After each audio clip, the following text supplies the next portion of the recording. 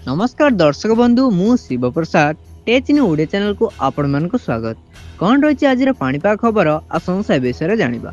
यदि प्रथम थर पर आम चैनल को विजिट करथिबे तने आम चैनल को सब्सक्राइब करि नियंतु, जा फल प्रत्येक दिन पाणीपाग खबर आपण सर्वप्रथमे जानि परिबे।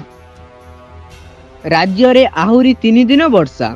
आसंता 24 घंटा रे सारा राज्य रे हालुकारु मध्यम धरणर वर्षा नहीं येलो वार्निंग जारी करिछि आंचलिक पाणीपाग विज्ञान केन्द्र।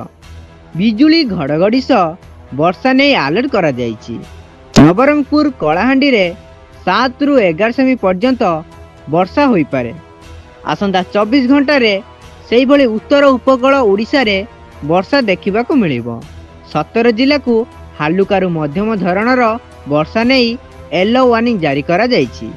सेही भली काली 15 जिला को हालुकारु मध्यम धरणर वर्षा नहीं येलो वार्निंग जारी करा जायछि।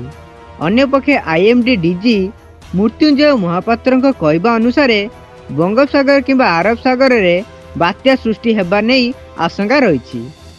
अक्टोबर रु डिसेम्बर मध्य बात्या सृष्टि आशंका थिबा बेले एही समय मध्य ला नीना प्रभाव रे बंगोपसागर रे बात्या सृष्टि हेबा नहीं पाग अनुकूल थाए।